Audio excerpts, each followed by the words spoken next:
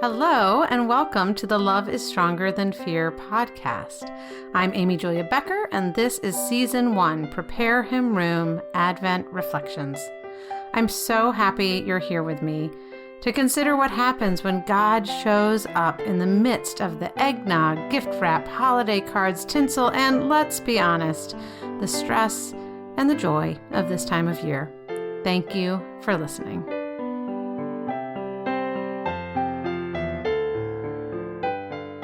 Today's podcast is for December 1st. I called it Why Bodies Matter. And before I do the biblical reading for today, which comes from Matthew 1 through 17, I need to offer two caveats. The first is that it might seem tedious and boring because I'm about to read a genealogy. So bear with me because it's important and it really does matter. And secondly, I am not a scholar of ancient Hebrew or Greek, which means I might mess up the names and you'll just have to forgive me for that. So here we go.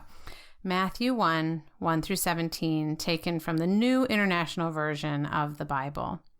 This is the genealogy of Jesus, the Messiah, the son of David, the son of Abraham.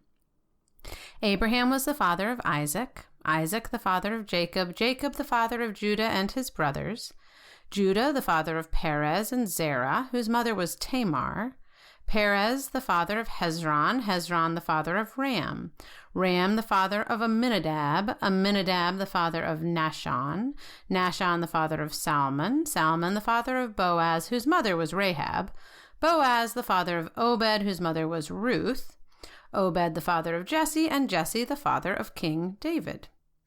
David was the father of Solomon, whose mother had been Uriah's wife, Solomon the father of Rehoboam, Rehoboam the father of Abijah, Abijah the father of Asa, Asa the father of Jehoshaphat, Jehoshaphat the father of Jehoram, Jehoram the father of Uzziah, Uzziah the father of Jotham, Jotham the father of Ahaz, Ahaz the father of Hezekiah, Hezekiah the father of Manasseh, Manasseh the father of Amon, Amon the father of Josiah, and Josiah the father of Jeconiah and his brothers at the time of the exile to Babylon.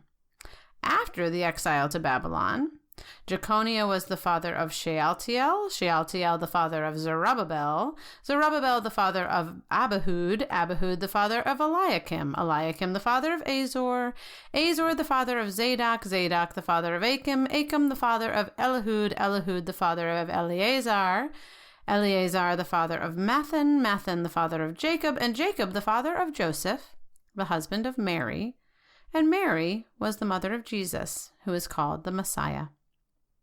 Thus there were 14 generations in all from Abraham to David, 14 from David to the exile to Babylon, and 14 from the exile to the Messiah.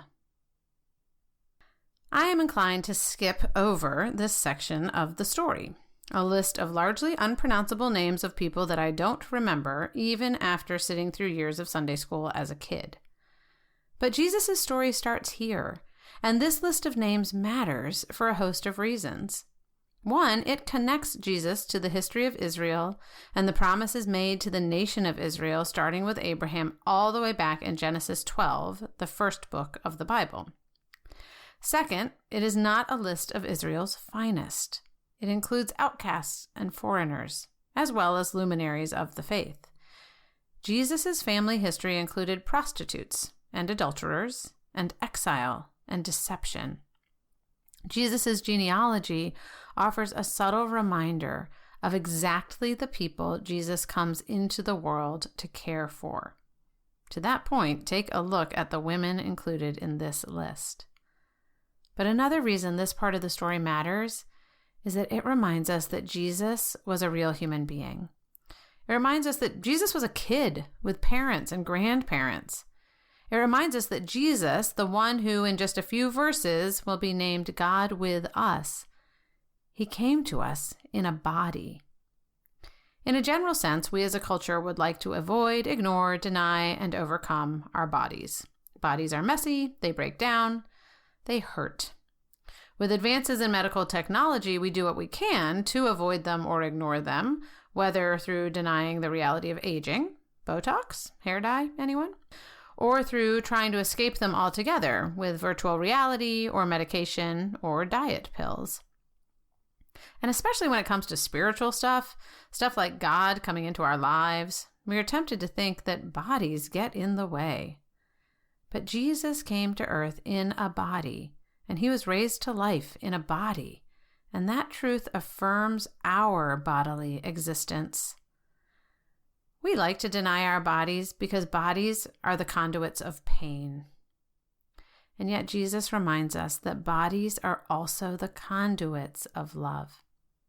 For me, this truth has become most clear when I was helping to take care of my mother-in-law when she had cancer, helping her take a walk after her surgery, caring for her wounds, helping her in and out of the shower, eventually holding a bucket for vomit and spooning food to her parched lips. She bore the bodily pain, but for me, the physical act of caring for her changed not only my love for her, but my love for others in need as well. The reality that the body is the conduit of love came up again when my children were infants. Love began with my body, with wiping poop and spit up and rocking them until my arms and back ached, and offering my breasts for their sustenance. In both cases, if I gave to them through my body, I couldn't remain neutral. The physical contact required a movement in my spirit. I would either be repulsed by the physicality of it all and run away, or I would move closer. In both cases, caring for people's bodies enabled me to begin to love them. The physical act led to the emotional response. Love is not abstract. It involves emotion, of course, but before the emotions, through the emotions, after the emotions, at its core, love is physical. Love is embodied. And here we are in Advent, awaiting the birth of Jesus, the one who came from a long line of physical human beings, the one who came in a body, the one who touched the lepers, the one who was wounded in his body. Here we are, awaiting the birth of the one who loves us.